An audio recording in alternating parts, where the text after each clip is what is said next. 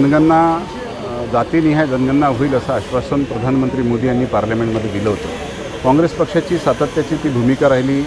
विरोधी पक्षनेते राहुल गांधीजी यांनी संसदेमध्ये ती भूमिका मांडली होती की आपल्याला जी जनगणना आता करायची आहे ती जातनिहाय जनगणना झाली पाहिजे, त्याचा एक्सरे झाला पाहिजे, समाजाचा तो एक्सरे झाला पाहिजे। आणि त्यावर प्रधानमंत्र्यांनी उत्तर दिलं होतं की आम्ही जातनिहाय जनगणना करू। आणि ह्या उत्तराला भारतीय जनता पक्षाने मार्केटिंग करत एक मास्टर स्ट्रोक आम्ही केलेला आहे, अशा पद्धतीचं दाखवण्याचा प्रयत्न केला आहे। आता ज्यावेळेस प्रत्यक्षामध्ये घरगणना सुरू आहे त्यामध्ये SC ST ह्या ज्या संविधानिक कॅटेगरी आहे त्याच्यासोबतच OBC सुद्धा एक संविधानिक कॅटेगरी आहे। मात्र घरगणनेमध्ये OBC ही कॅटेगरी त्यांनी वगळली आणि आता जनगणना जे सुरू होईल त्यामध्ये सुद्धा ते इन्क्लूड करतील की नाही, जातगणना करतील की नाही, या संदर्भामध्ये आमच्या मनामध्ये शंका आहे। भारतीय जनता पक्षाचे जे OBC नेते आहेत, जे स्वतःला OBCचे पुढारी हितेशी म्हणून घेतात, त्यांना आम्ही पत्र पाठवलं की ही जे फसवणूक OBC समाजाची झाली त्या संदर्भात आपली भूमिका काय आहे।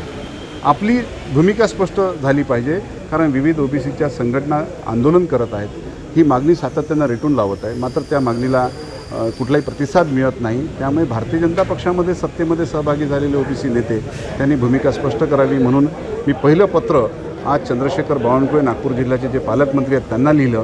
ते महाराष्ट्रातले OBC समाजाचे एक प्रमुख नेते आहेत आणि ते महाराष्ट्राच्या मंत्रिमंडळात नंबर 2चे मंत्री आहेत। त्यामुळे त्यांनी आपल्या पदाचा वापर करत सरकारवर दबाव टाकला पाहिजे, केंद्र सरकारकडे ही मागणी रेटून धरली पाहिजे की OBCची जनगणना झाली पाहिजे, जातनिहाय जनगणना झाली पाहिजे।